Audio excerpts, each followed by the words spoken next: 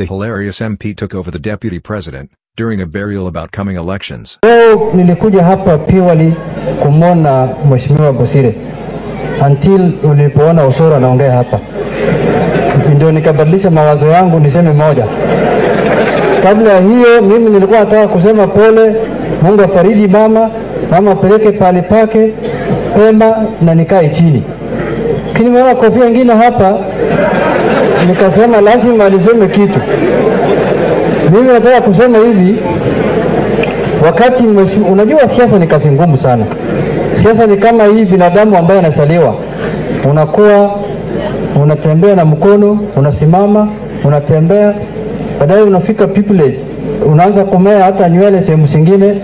Area hiyo ndio saa hii Osoro anapita, ambaye sisi tulipita hiyo last parliament. Baada na mea hiyo na unajua hiyo nywele inakwasha sana, inasumbua sana. Sasa unajua inasumbua sana. Sasa hiyo ndio inasumbua. Unajua hiyo inasumbua sana. Hiyo ndio siasa. Siasa iko namna hiyo tu. Sasa Mheshimiwa Osoro wakati alikuja bunge, alikuja kwa ofisi yangu kama whip. Akaniambia sasa mimi nimekuja na chama ya KNC nafikiri. Alisema sasa mimi niko pande ya NASA. Na Junet wewe ni rafiki yako. Ile parliament iliyopita tulikuwa pamoja kwa ODM. Akasema tafutie mimi komiti mzuri nikae ndani. Hakuenda kwa hasla. Nikamwambia mimi nafikiri vile umetoka South Bugirango, ile komiti unayosaidia nayo watu wako ni ya agriculture kwa sababu watu wanalima huko majani chai na kadhalika. Akasema hiyo ni sawa kabisa. Mimi nikaweka ile ya kuyo. Baadaye ndo nikaona tu Osoro anatembea kwa street mambo ya hasla. Sema hii mtu alisahau majani chai ziko gani jamani? Tuliongea. Sasa ugani bwana. Hasla. Sasa hii. Baadaye nikatoa kwa hiyo komiti nikapeleka pale nyingine. Unakumbuka Osoro? Unakumbuka? Sasa mambo hii ya hasla na hii bottom up, hii ni mambo ambayo haina maana. Jana niliangalia TV. Kama mimi nasema ukweli tena ilikuwa uongo, ilikuwa kwa kanisa. Mtu aliuliza William Ruto bottom up ni nini?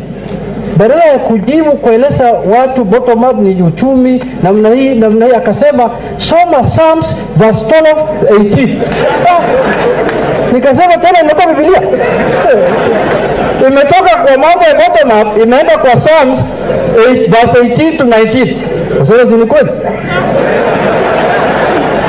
Ndio nikakonfirm jana ya kwamba hii maneno ya bottom up ni fake.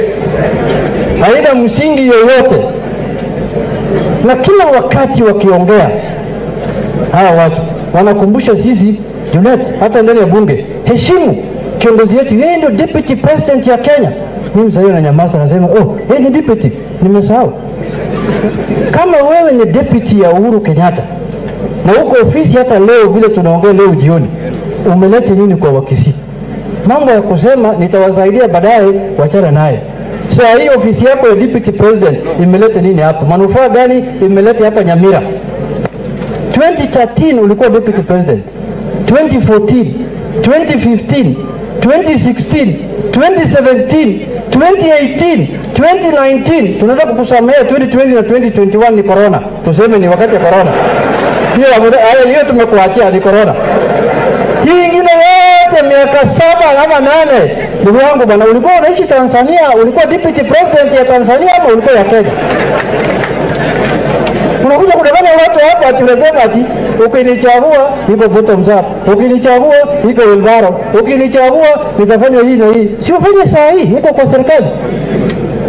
Sasa wakati alikuja kwangu tena, mimi na ni rafiki sana. Ndio maana mimi natoa sasa hii shuhuda. Hii ni shuhuda ambayo ningetoa kwa matanga yake, sio saa hii. Rafiki yangu sana.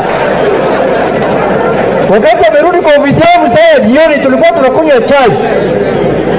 Aliniambia ndugu yangu, unajua Ruto ni deputy president. Nataka niingie kwa serikali nisaidie watu wangu ya South Mugirango.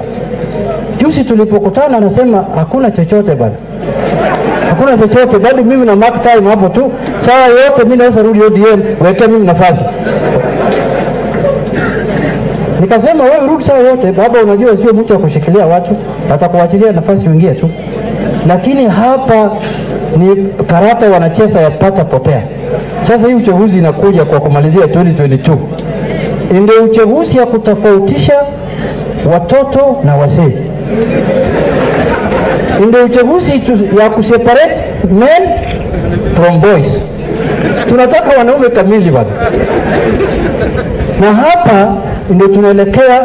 Na yule mtu ambaye anaweza kuomboa sisi kama nchi, hatuwezi kubahatisha bado. Hii ya kubahatisha ati hazla, hii ni mambo ya kasido. Hatuwezi kufanya kazi kama hiyo. Yule mtu anaweza saidia sisi kama watu wa Kenya ni Raila Amolo. Mbona NASA imekufa sasa, hii chama ile yetu ya NASA imekufa baada ya commissioner Wiper Mumali na wengine kutoka, wamesema tumetoka NASA. Sisi pia ODM tumesema kitu imekufa, hawezi baki kwa mkono wetu, wacha tu sisi pia tutoke. Hatuwezi kuwa tunabeba mwili ambaye imekufa, mwili inafaa isiko zile namna hiyo. Tumesema secretary general itangaza, amesema ODM pia imetoka, kwa sababu wanataka kuachia sisi mwili ambaye inakufa, ambaye hatujui baada ya kupeleka. Sasa hapa mbele, sasa kuanzia hii Friday, sasa ndio upepo ile ya maana inaanza kutengenezeka. Ile meli kubwa ambayo itakuja kubeba sisi kama meli ile ya Waislamu wanasema ya Noah, ambayo kila watu wanaingia ndani, inaanza hii Friday. Hii Friday inakuja, itaanza hapa Nyanza. Kaunti za Nyanza yote wanakutana hapa Sikri ili waamue njia gani wataenda. Nimeona hata hiyo watu ya Oka, wanasema ati ODM waingie kwa hiyo ni meli ndogo. Hiyo ni Datsun 1200. Tunataka tutengeneze meli ambaye hata hiyo Oka anaingia ndani, Jubilee inaingia ndani, chama ndogo ndogo kama hiyo Osoroke NC yote wanaingia ndani. Ile mtu hawezi kuingia kwa hiyo meli peke yake, ni UDA, kwa sababu ile ugonjwa wao ni kama ya corona. Lazima tupime vizuri sana. Kwa hiyo machache mimi nataka kusema tukae pamoja.